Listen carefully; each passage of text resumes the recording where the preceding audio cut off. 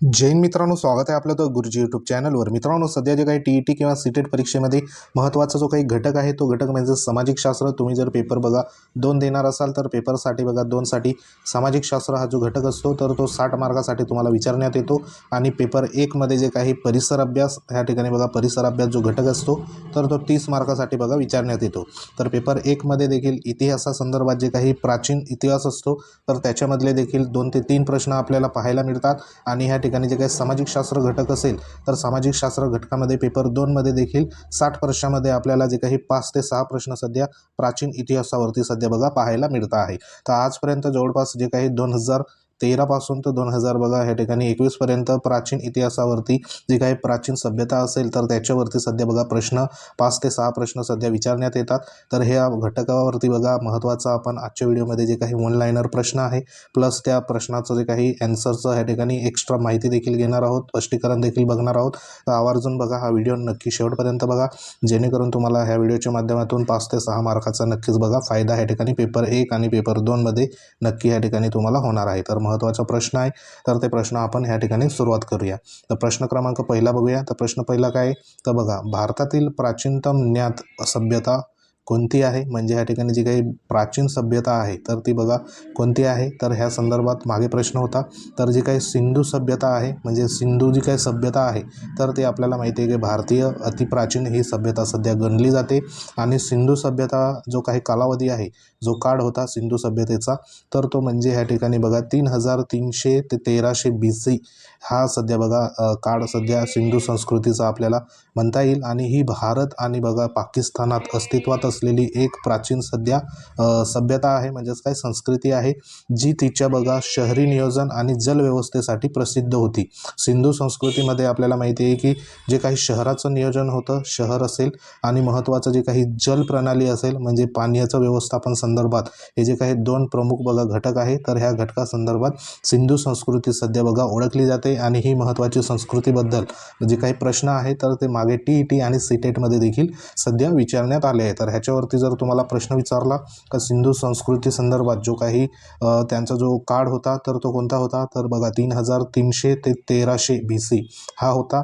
आणि ह्याच्यामध्ये जे काही महत्त्वाचे या ठिकाणी सिंधू संस्कृती संदर्भात शहरी नियोजन आणि जल व्यवस्थापनासाठी सिंधू संस्कृती बघा प्रसिद्ध होती। आणि ही कुठं होती तर भारत आणि पाकिस्तान जे काही अस्तित्व होतं भारत आणि पाकिस्तानच्या अस्तित्वात असलेली ही एक प्राचीन सध्या बघा संस्कृती आपल्याला म्हणता येईल। तर ह्या संदर्भात तुम्हाला 2 ते 3 प्रश्न इथे ह्याच्यामध्ये सध्या बनवता येईल, बरोबर। पुढचा प्रश्न आपण बघूया। पुढचा प्रश्न आहे प्रश्न क्रमांक 2। तर बघा, ऋग्वेद कधी लिहिला गेला? आपल्याला माहिती आहे की प्राचीन काळामध्ये महत्त्वाचे जे काही वेद होते त्याच्यामध्ये ऋग्वेद असेल, सामवेद असेल, अथर्ववेद असेल असे जे वेद होते त्याच्यापैकी हा जो ऋग्वेद होता तर हा ऋग्वेद सध्या महत्त्वाचा वेद सध्या प्राचीन काळी मानला जायचा। आणि तो सुमारे बघा 1500 ते 1200 BC ह्या कालावधीमध्ये सध्या तो या ठिकाणी लिहिला गेला होता। आणि ऋग्वेद जो आहे तर तो हा ठिकाणी बघा वेदांचा पहिला भाग असून त्याची जी काही रचना आहे तर ती किमान 1500 ते 1200 BC मध्ये सध्या झालेली आहे। तर हे ऋग्वेदासंदर्भात तुम्ही लक्षात असू द्या, ऋग्वेद हा वेदांचा जो काही पहिला भाग आपल्याला म्हणता येईल। तर ह्या संदर्भात देखील मागे प्रश्न विचारण्यात आला होता। पुढचा प्रश्न बघूया प्रश्न क्रमांक 3। तर बघा प्रश्न क्रमांक 3 काय आहे? अशोक सम्राटाची महानता कोणत्या घटकात होती? जो काही अशोक सम्राट सध्या बघा प्राचीन काळामध्ये होऊन गेला तर त्याची जी काही महानता नेमकी कोणत्या घटकामध्ये होती? तर अशोक सम्राट जो होता सम्राट अशोक तर त्याचा धम्म प्रचार म्हणजे जो काही धर्माचा प्रचार होता तर त्याच्यामध्ये अशोक सम्राटाने महत्त्वाचा जो काही बौद्ध धर्माचा प्रचार केला। आणि जे काही शांतता व सहिष्णुतेचे तत्त्वज्ञान त्यांनी बघा स्वीकारले होते। तर हे महत्त्वाचं त्याची जी महानता असेल तर त्या काळामध्ये सध्या होती। आणि त्यांनी ह्या ठिकाणी लक्षात ठेवा जो काही बौद्ध धर्माचा प्रचार देखील सम्राट अशोकाने सध्या केला होता। आणि शांतता सहिष्णुतेचं जे काही तत्त्व होतं तर ते त्यांनी सध्या स्वीकारलं होतं। तर अशोक सम्राटासंदर्भात देखील प्रश्न मागे विचारण्यात आलेला आहे। प्रश्न क्रमांक 4 बघूया। प्रश्न क्रमांक 4 बघा, ह्या ठिकाणी प्रश्न क्रमांक 4 आहे की चाणक्य याचे खरे नाव काय आहे? आपल्याला माहिती आहे की जे काही चाणक्य आहे तर त्यांच्या नावासंदर्भात या ठिकाणी प्रश्न विचारण्यात आला होता. तर चाणक्याचं खरं नाव काय आहे, तर विष्णुगुप्त हे जे नाव आहे तर हे चाणक्यासाठी जे काही खरं नाव आपल्याला म्हणता येईल. तर आता चाणक्य कोण होता, तर चाणक्य जो आहे तो विष्णुगुप्त या नावाने सध्या बघा प्रसिद्ध होता आणि त्यांनी काय केलं, तर मौर्य साम्राज्याची स्थापना केली होती. तर ह्या ठिकाणी बघा तुम्हाला प्रश्न विचारला जाऊ शकतो की मौर्य साम्राज्याची स्थापना कोणी केली होती, तर त्या संदर्भात चाणक्य किंवा मग ह्या ठिकाणी त्याचं नाव विष्णुगुप्त ह्या नावाने सध्या त्याला ह्या ठिकाणी जे काही ओरिजिनल नाव असेल तर त्या नावाने सध्या शोभलं जातं. तर जे काही मौर्य साम्राज्याची स्थापना कोणी केली, तर विष्णुगुप्त किंवा मग आपण चाणक्य, हे उत्तर ह्या ठिकाणी तुम्हाला द्यायचं आहे. बरोबर. तर हा एक महत्त्वाचा इथं प्रश्न सध्या तुमचा तयार होईल. तर असे प्रश्न सध्या TET परीक्षेमध्ये आणि CTET परीक्षेमध्ये आपल्याला पाहायला मिळतात. पुढचा प्रश्न बघा, काशी किंवा वाराणसी कोणत्या नदीच्या काठावर स्थित आहे? महत्त्वाचा प्रश्न आहे. काशी आणि वाराणसी या ठिकाणी जे काही दोन ऑप्शन आहे, तर काशी किंवा वाराणसी कोणत्या नदीच्या काठावर स्थित आहे, म्हणजे हे जे ठिकाण आहे काशी किंवा वाराणसी, तर हे आपल्याला माहिती आहे की गंगा नदीच्या काठावर सध्या स्थित आहे. आणि काशी जी वाराणसीच्या बघा नावानेही सध्या ओळखली जाते आणि गंगा नदीच्या काठावर सध्या स्थित आहे. आपल्याला माहिती आहे की काशी हे जे आहे तर ते वाराणसीच्या नावाने सुद्धा ओळखलं जातं. तर हा महत्त्वाचा प्रश्न होता, तर हा देखील तुम्ही लक्षात ठेवा. पुढचा प्रश्न बघूया. पुढचा प्रश्न आहे प्रश्न क्रमांक 6. तर बघा, प्राचीन भारतात पाणिनी कोणत्या शास्त्रज्ञाचा जनक होता? जे काही पाणिनी आहे तर पाणिनी नेमकं कोणत्या शास्त्राचा जनक होता, अशा पद्धतीने प्रश्न आहे. तर आपल्याला माहिती आहे की संस्कृत व्याकरण हे ह्या संदर्भात जो काही जनक होता तर तो पाणिनी होता. आणि हे पाणिनी कोण होते, तर बघा संस्कृत व्याकरणाचे महान विद्वान आहे. आणि त्यांनी काय केलं होतं की जे काही अष्टाध्यायी नावाने सध्या बघा त्यांनी जे काही नावाचं जे काही कार्य आहे तर ते सध्या बघा त्यांनी रचलं होतं. तर हे अष्टाध्यायी सध्या लक्षात ठेवा. जे काही कार्य त्यांनी कोणतं रचलं पाणिनीने, तर अष्टाध्यायी. तर हे देखील तुम्ही लक्षात असू द्या. बरोबर. आणि कशाचा जनक होता पाणिनी, कोणत्या शास्त्राचा जनक होता, तर संस्कृत व्याकरणाचा जनक होता. तर हे देखील लक्षात असू द्या. प्रश्न क्रमांक 7 बघूया. प्रश्न क्रमांक 7 बघा. प्रश्न क्रमांक 7 आहे, सम्राट चंद्रगुप्त मौर्य कोणत्या साम्राज्याचा संस्थापक होता? तर हा जो काही सम्राट मौर्य आहे या ठिकाणी बघा, सम्राट चंद्रगुप्त मौर्य हा कोणत्या साम्राज्याचा संस्थापक होता? हा प्रश्न मागे TET परीक्षेत सध्या बघा विचारण्यात आलेला आहे. तर आपल्याला माहिती आहे जे काही मौर्य साम्राज्य आहे, कारण इथे त्याच्या नावामध्ये या ठिकाणी बघा मौर्य असल्यामुळे आपल्याला ह्या जो काही प्रश्न आहे तर तो त्या संदर्भात आपण ॲन्सर इथं टॅकल करू शकतो. तर जो मौर्य साम्राज्य आहे तर ह्याच्यामध्ये काही ट्रिक पण तुम्ही लावायच्या असतात. तर मौर्य साम्राज्य आहे, तर मौर्य साम्राज्यामध्ये बघा चंद्रगुप्त मौर्याने मौर्य साम्राज्याची सध्या स्थापना केली होती, ज्यामध्ये त्याच्यानंतर बघा अशोक सम्राटाने या ठिकाणी राजवटी आणली होती. पहिले मौर्य साम्राज्य स्थापन झालं होतं चंद्रगुप्त मौर्य यांनी, आणि त्यांच्यानंतर जे काही अशोक सम्राट असेल तर त्या अशोक सम्राटाने सध्या नंतर त्या ठिकाणी राजवट सध्या आणली होती आणि पुढे अशोक सम्राटाने तेथे राज्य केलं होतं. तर ह्या संदर्भात तुम्ही महत्त्वाचं लक्षात ठेवा. ह्या ज्या 2 ते 3 गोष्टी आहे. संस्थापक कोण होता, तर मौर्य साम्राज्याचं या ठिकाणी सम्राट चंद्रगुप्त मौर्य होता. बरोबर. आणि त्याच्यानंतर कोण आला, तर अशोक सम्राटांनी तेथे जी काही राजवट असेल तर ती ठिकाणी स्थापन केली. महत्त्वाचा प्रश्न होता. प्रश्न क्रमांक 8 बघूया. प्रश्न क्रमांक 8 बघा. प्रश्न क्रमांक काय आहे, तर चंद्र या ठिकाणी बघा जे काही गुप्त आहे, गुप्त साम्राज्य कधी स्थापन झाले हे देखील महत्त्वाचं आहे. तर जे गुप्त साम्राज्य कधी स्थापन झाले, तर 240 AD हे जो काही कालावधी आहे, तर ह्या काळामध्ये सध्या चंद्रगुप्त संदर्भात आपण मागे बघितलं आणि हा जो आहे तर तो गुप्त साम्राज्य संदर्भात आपण इथे बघतो आहे. तर जे काही गुप्त साम्राज्याची स्थापना 240 AD मध्ये सध्या बघा झाली होती आणि हा काळ सध्या भारतात सोनेरी काळ म्हणून सध्या ओळखला जातो. तर इथं प्रश्न तुम्हाला विचारला जाऊ शकतो, भारतात सोनेरी काळ म्हणून कोणता काळ ओळखला जातो, तर 240 AD मध्ये जे काही या ठिकाणी गुप्त साम्राज्य होतं तर ह्या काळाला सध्या भारतामध्ये सोनेरी काळ म्हणून ओळखला जातो. अशा पद्धतीने तुम्हाला प्रश्न या ठिकाणी विचारला जाऊ शकतो. तर हे तुम्ही पाठ असू द्या. प्रश्न क्रमांक पुढचा बघूया. 9 नंबर. प्रश्न 9 नंबर बघा. या ठिकाणी सत्यायुगातील जे काही प्रजाहितीची स्थिती कशी होती? हे जे काही सत्यायुग होतं तर त्या युगामध्ये जी काही प्रजाहिताची स्थिती होती तर ती कशी होती, अशा पद्धतीने प्रश्न आहे. तर त्या युगामध्ये आदर्श आणि सत्य ह्या ज्या काही 2 सध्या बघा गोष्टी होत्या, तर त्यानुसार या ठिकाणी जे काही सत्ययुगाला सत्य आणि धर्माचे युग सध्या बघा त्या काळामध्ये मानले जात होते, जिथे बघा प्रजातीला सर्वोच्च महत्त्व होते. तर हे इथं लक्षात ठेवा, महत्त्वाचे जे आहे युग सत्ययुग. प्रश्न क्रमांक 10 बघूया. प्रश्न क्रमांक 10 बघा, महत्त्वाचा प्रश्न आहे बघा, महाभारत कधी लिहिले गेले? आपल्याला माहिती आहे की महाभारत हे महत्त्वाचं जे काही एक विशाल काव्य आहे आणि जो अनेक शतके सध्या बघा चालत आलेला आहे. आपण महाभारत संदर्भात वाचलं देखील असेल, ज्यात बघा विविध जे काही परंपरागत कथा आणि तत्त्वज्ञान सध्या समाविष्ट आहे. तर महाभारतामध्ये संपूर्ण आपल्याला ह्या संदर्भात सुमारे जे काही 400 BC ते 400 AD हा जो काही काळ होता, कालखंड होता, तर त्याच्यामध्ये महाभारत सध्या या ठिकाणी लिहिलं गेलेलं आहे आणि ते महत्त्वाचं विशाल काव्य म्हणून आहे. प्रश्न क्रमांक 11 बघूया. बघा प्रश्न क्रमांक 11 काय आहे, तर बौद्ध धर्माची स्थापना कोणत्या व्यक्तीने केली? जो काही बौद्ध धर्म आहे तर त्याची स्थापना कोणत्या व्यक्तीने केली? तर आपल्याला माहिती आहे की सिद्धार्थ गौतम हे जे काही आहे तर त्यांनी सध्या बौद्ध धर्माची स्थापना केली आणि ते जे आहे तर पुढे आपल्याला माहिती आहे की बुद्ध म्हणून सध्या प्रसिद्ध झाले. तर जे काही आपण गौतम बुद्ध म्हणून ह्या ठिकाणी बघा ज्यांचं नाव घेतो तर त्यांचं नाव काय आहे, तर ओरिजिनल नाव सिद्धार्थ गौतम हे नाव सध्या त्यांचं आहे. तर हे ह्या संदर्भात प्रश्न मागे विचारण्यात आला आहे, तर ह्या संदर्भात बघा लक्षात तुम्ही असू द्या. प्रश्न क्रमांक 12 बघूया. प्रश्न क्रमांक 12 बघा, प्रश्न क्रमांक 12 काय आहे की प्राचीन भारतातील प्रमुख व्यापार मार्ग कोणते होते? प्राचीन भारतामधील जे काही प्रमुख व्यापार मार्ग होते तर ते बघा कोणते होते, तर जो काही सिल्क रोड आहे तर सिल्क रोड सध्या बघा प्रमुख प्राचीन भारतातील मुख्य व्यापार मार्गापैकी एक होता, जो चीनला बघा युरोपाशी जोडत होता. तर इथं प्रश्न तुम्हाला विचारला जाऊ शकतो, सिल्क रोड खालीलपैकी कोणत्या दोन ह्या ठिकाणी बघा प्रदेशाला किंवा दोन देशाला सध्या जोडत होता? तर चीन आणि युरोपला सध्या जोडत होता. तर ह्या संदर्भात तुम्ही एक लक्षात असू द्या, महत्त्वाचा जो काही प्रमुख मार्ग होता सिल्क रोड, तर त्या संदर्भात आपल्याला सांगता येईल. प्रश्न क्रमांक 13 बघूया. प्रश्न क्रमांक 13 बघा, इथं काय लिहिलेलं आहे की जे काही अजंता आणि एलोरा या गुफाचे महत्त्व काय आहे? आपल्याला माहिती आहे की सध्या बघा अजंता आणि एलोरा ह्या ज्या दोन गुफा आहेत तर त्या दोन गुफा बौद्ध आणि हिंदू कला संदर्भात बघा प्रसिद्ध गुफा आहे. तर त्या गुफेमध्ये संपूर्ण जे काही कला असेल तर ती कला बौद्ध संदर्भात आहे आणि हिंदू संदर्भात कला त्या ठिकाणी करण्यात आली आहे. तर त्याच्यामध्ये अजंता आणि एलोरा गुफेमध्ये बौद्ध आणि हिंदू कलेची व संस्कृतीचे सध्या बघा वेगवेगळे त्या ठिकाणी उत्कृष्ट उदाहरण सध्या त्या एलोरा किंवा अजंता गुफामध्ये सध्या आपल्याला पाहायला मिळत आहे.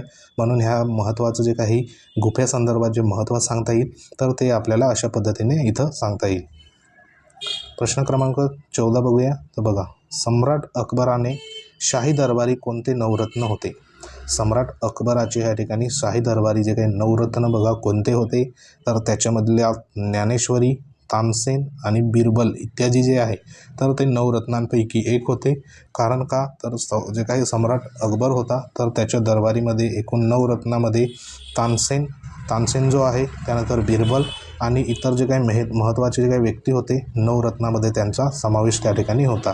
तर हे जे नवरत्न होते तर हे बघा अकबराच्या शाही दरबारामध्ये वेगवेगळे सध्या बघा त्या ठिकाणी काम करत होते. त्यानंतर त्यांचा जो काही प्रमुख या ठिकाणी बघा आपल्याला नवरत्नाचं त्यांचं महत्त्वाचं जे काही महत्त्व असेल तर ते आपल्याला म्हणता येईल. तर महत्त्वाचे हे जे 3 लोक होते तर हे इथं म्हणता येईल. प्रश्न क्रमांक 15 बघूया. प्रश्न क्रमांक 15 बघा, चोल साम्राज्य कधी अस्तित्वात आले? बरोबर, तर चोल ह्या ठिकाणी महत्त्वाचं साम्राज्य होतं. तर ते कधी अस्तित्वाला आले, तर 300 BC ते 1279 AD हा जो कालावधी आहे तर हा लक्षात ठेवा.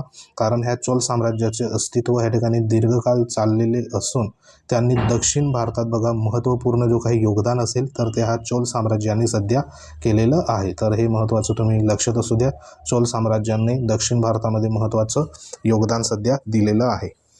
पुढचा प्रश्न बघूया. पुढचा प्रश्न आहे प्रश्न क्रमांक 16. प्रश्न काय आहे, तर बघा, शून्याचा शोध प्राचीन भारतीय गणितज्ञाने लावला. कोणत्या प्राचीन भारतीय गणितज्ञाने लावला? तर आपल्याला माहिती आहे की शून्याचा जो शोध आहे तो आर्यभट्ट यांनी सध्या बघा लावला होता. आणि आर्यभट्टाने काय केलं की जे काही गणितामध्ये शून्य आहे तर त्या शून्याचा वापर केला आणि ज्यामुळे बघा गणिताची जी काही प्रक्रिया असेल तर ती प्रक्रिया सध्या सुधारली होती.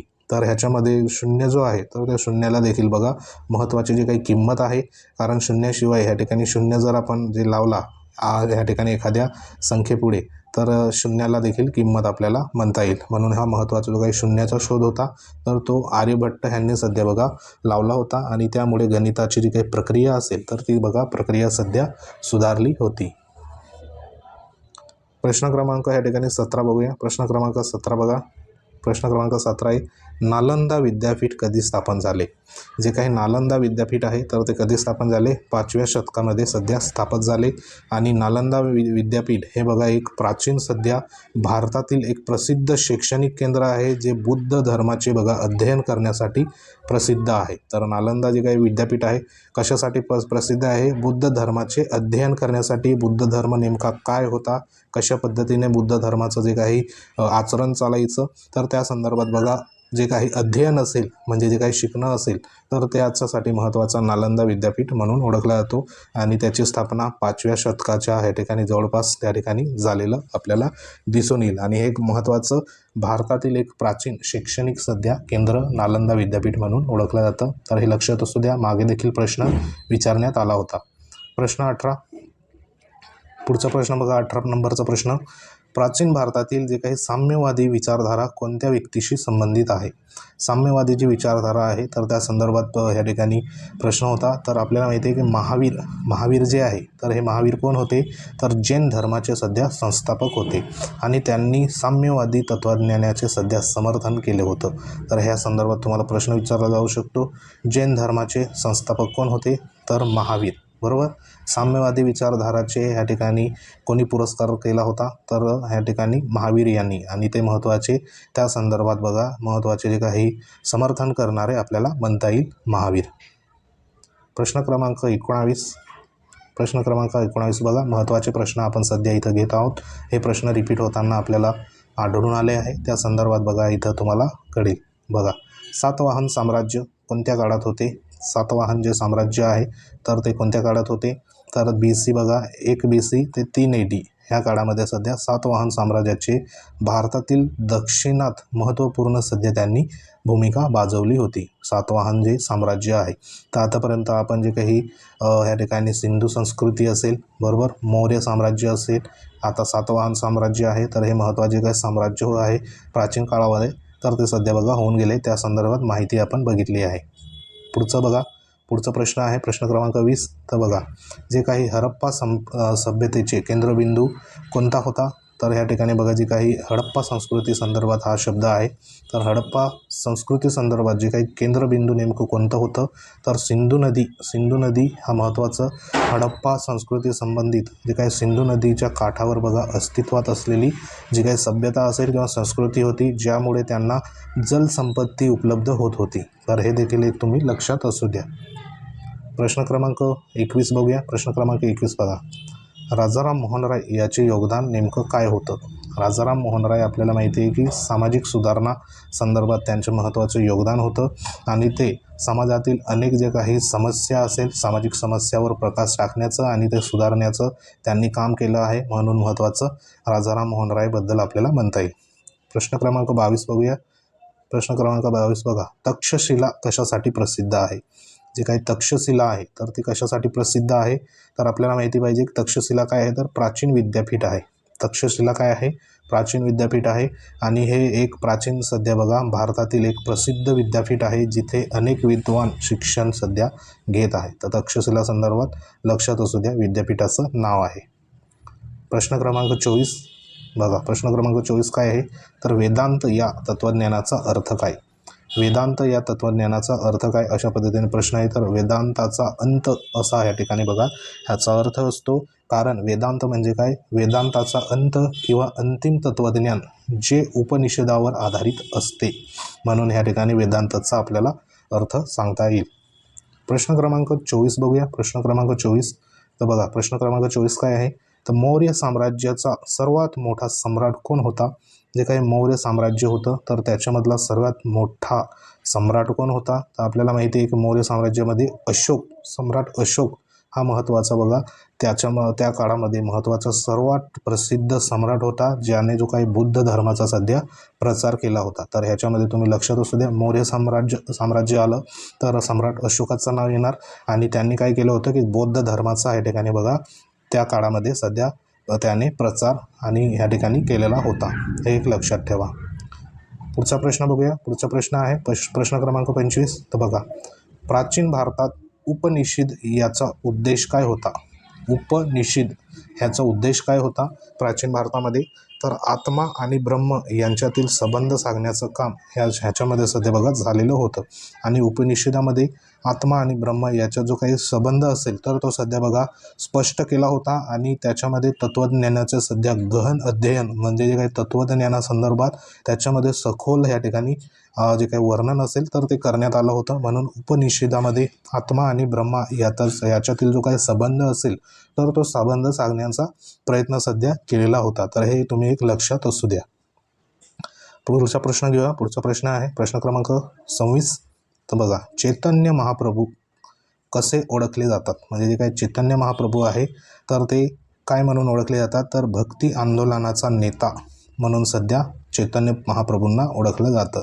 तर त्यांनी काय केलं होतं, जे काही चैतन्य महाप्रभूने महत्त्वाचं आंदोलन केलं होतं आणि ते एक प्रमुख व्यक्तिमत्व म्हणून ओळखलं जातं, ज्यांनी भक्तीचा महत्त्वाचं आहे भक्तीचा या ठिकाणी बघा त्यांनी प्रचार या ठिकाणी केला होता. तर हे तुम्ही लक्षात असू द्या.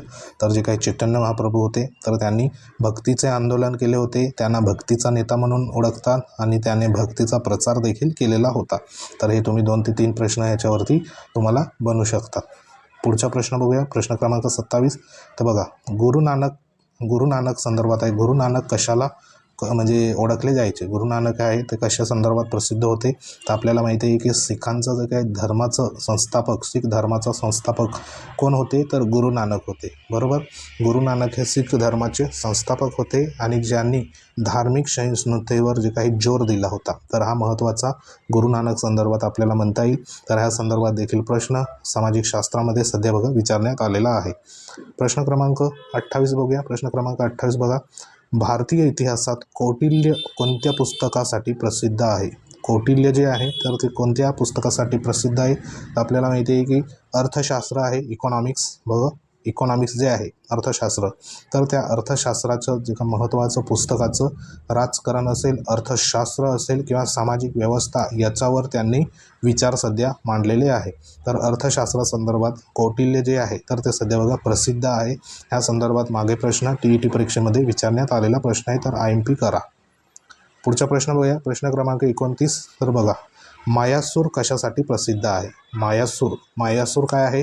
तर वास्तुकला वास्तू जी का कला आहे वास्तुकलासाठी सध्या बघा मायासूर प्रसिद्ध आहे.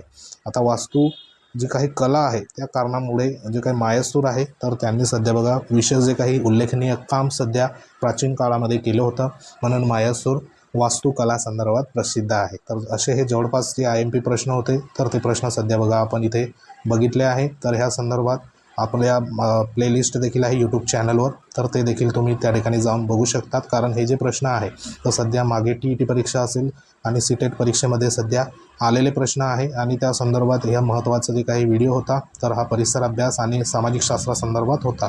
तर ह्या संदर्भात बघा जे काही PDF असेल ती आपल्या टेलिग्राम चॅनलवर नोट्स अवेलेबल होऊन जाईल. लिंक व्हिडिओच्या डिस्क्रिप्शनमध्ये, तिथे जाऊन तुम्ही टेलिग्राम चॅनल जॉईन व्हा. तसंच व्हिडिओ आवडला असेल शेअर करा, लाईक करा. तुमचं कमेंट असेल कमेंट करू शकतात, कोणत्या घटकावर तुम्हाला परत व्हिडिओ पाहिजे.